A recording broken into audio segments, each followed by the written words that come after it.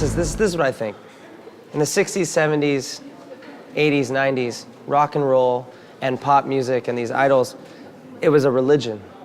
It meant so much more than just the songs. It meant a group of people that could come together and even talk about social, political issues or feel like they could be a part of something and change something. And it was a big group of people, like Bowie freaks, glam heads. These people, they had an identity, you know, and there's nothing like that in rock and roll that nowadays that gives this kind of identity. And it's a shame because I think rock and roll in the history of like politics even like helped inform people, open up their minds to different ideas, you know. But I'm no expert, but I think it's like a political thing, you know.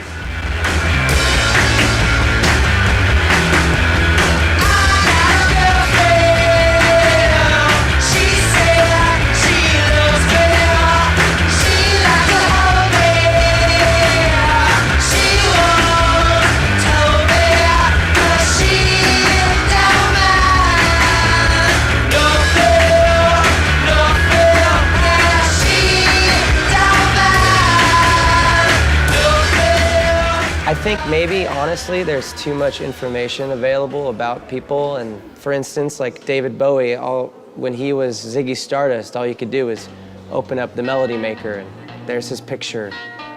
And there he is backstage. And he's Ziggy Stardust. And there's no YouTube. And there's no immediate access. You just sat in your room and you listened to the record and it was a big record and you would just daydream about Ziggy Stardust. And you would go, oh, maybe one day I could do something like Ziggy Stardust. But now you just whip open your phone and you're like, shh, they look pretty normal. Like, yeah, whatever, it's pretty cool, whatever.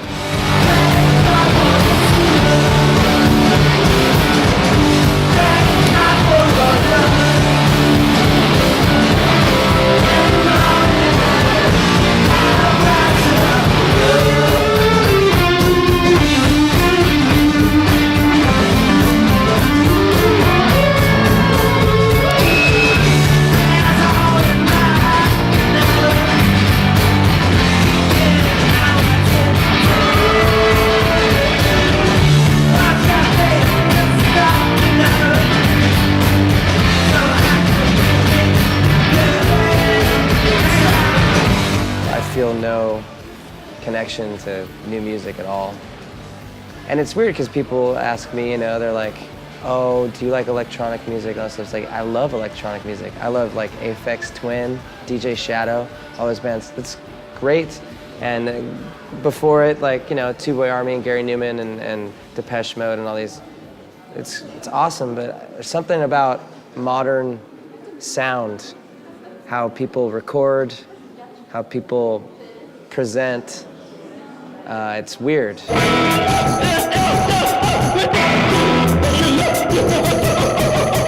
I grew up obsessed with garage rock and comps like Back from the Grave and the Trogs and the Kingsmen and all these bands.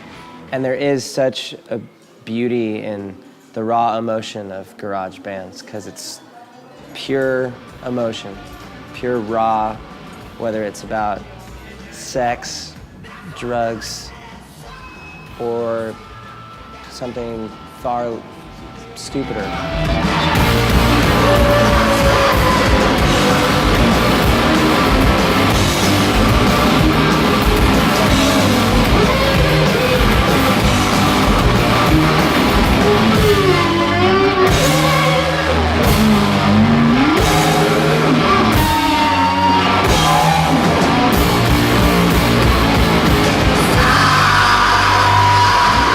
The real challenge is, you know, trying things that are more risky moves.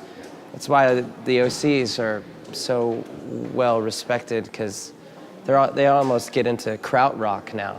They're almost like Can or, you know, Noi or these like weird bands.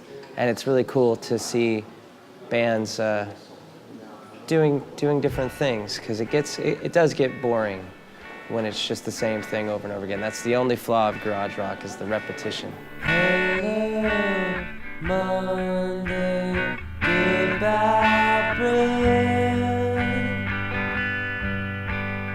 Bitter Sunday, wash my head. Orange County is really Republican. It's very right-wing. It's one of the few places in California that are actually Republican because of all the wealth. Some of the parents, they were very wealthy and neglected their children and let them do whatever the hell they wanted to do. And there's a lot of drugs and drinking and stupid stuff for a kid to get into. So there was, you know, the excesses were readily available for wealthy kids, you know. In high school, there was this Michael Cronin, his house. Do you know Michael Cronin? He plays bass in my band. He does his own records. He's fantastic. We went to high school together, and he had a house that would have house parties. And we had a high school band, and there was this moment where I saw football players from the high school, drama kids, weirdos, skateboarder kids, and like punks all come to the show to just dance. And that's when I went, well, this is what I want to do.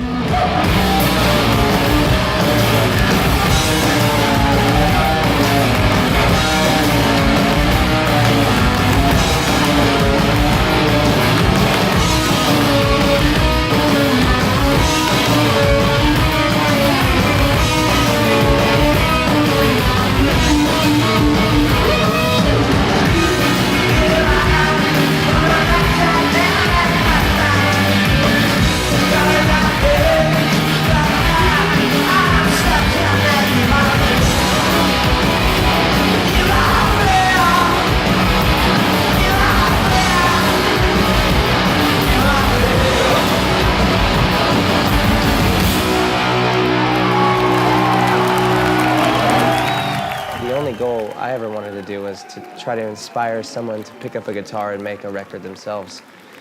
And besides playing and having fun, and that's already happened, so I'm satisfied now. But for the future, it's like someone in 20 years can put on the record and feel inspired, then that's why you make records, and that's why you keep playing shows. John Dwyer, the OCs, and the Sick Alps and stuff like that, those guys are legends. So there's no way I could ever say I'm approaching anything differently than those guys, because they've already done it all before me. John Dwyer, he's the guy that he's gonna be the Rocky Erickson in 15 years. I bet you $50,000. So were you? I don't know.